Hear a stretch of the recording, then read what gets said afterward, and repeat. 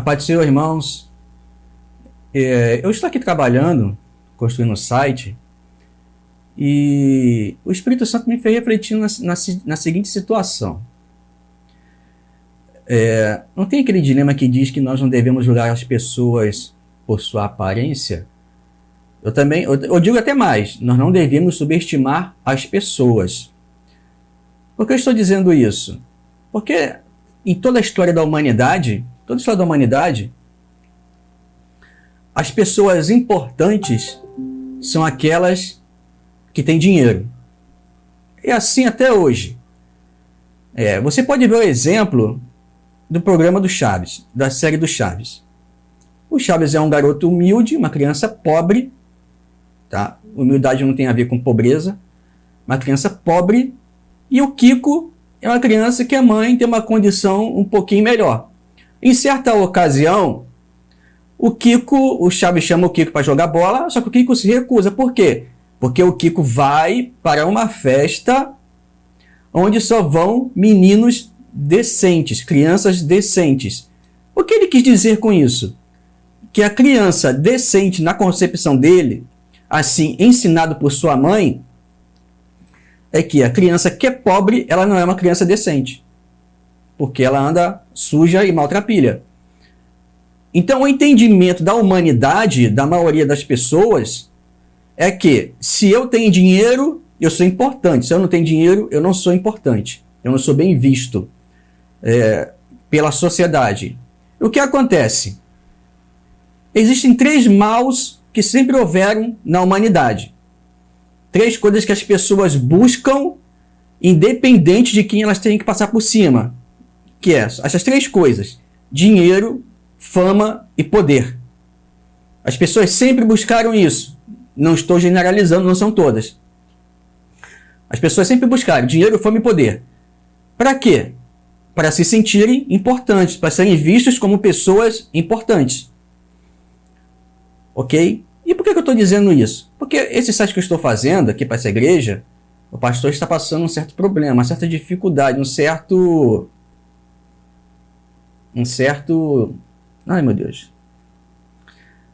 Um certo dilema. Assim dizer, um certo dilema. Ao que as pessoas pensam. E assim, estou falando agora do mundo cristão. O que as pessoas do mundo cristão pensam? Se o pastor está passando por esse problema de ordem financeira, é porque algum pecado ele tem. Se o irmãozinho estava bem e agora não está mais, é porque ele pecou. Alguma coisa ele fez. O problema é que nós não procuramos ajudar a pessoa. Quando a pessoa chega para mim, um exemplo, tá? Um exemplo hipotético. Se uma pessoa chegar para mim e falar assim, cara, eu perdi tudo. O que eu posso... Eu tenho 2 coisas que eu posso falar para ele. Primeiro, o que eu acho que a maioria das pessoas dizem. Mas o que foi que você fez? O que foi que você aprontou? Ah, eu estou passando por isso e isso, isso. O que foi que você aprontou?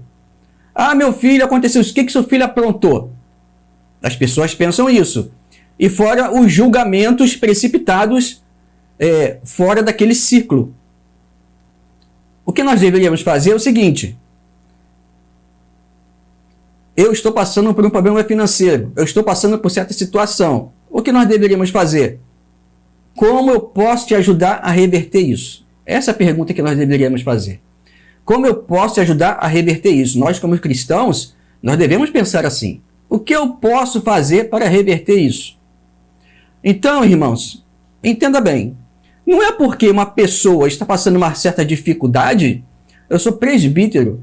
Eu já passei tanta coisa na minha vida de cristão que se certas pessoas passassem, já seriam se desviado. Algumas pessoas passaram pelo mesmo processo que eu já passei, se desviaram. Mas foi necessário passar por aquilo para que eu realmente me convertesse. Porque eu era como Jó, só conhecia Deus de ouvir falar. Assim são muitos como nós. Só conhecemos Deus de ouvir falar. Depois que ele passou aquela dificuldade que Jó passou, aí sim ele disse, realmente agora eu conheço a Deus. Ele disse, não sei se está na Bíblia.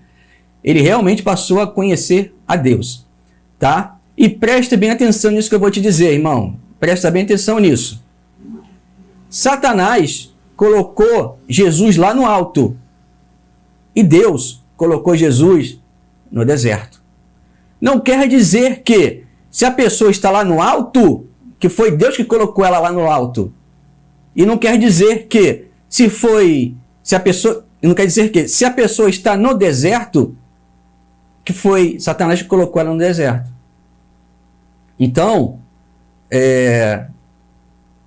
pare e reflita sobre isso. Pense nisso. Não julgue as pessoas pelo que elas estão fazendo, pela sua situação atual ou por sua aparência. Tá legal? Então fique com a paz do Senhor.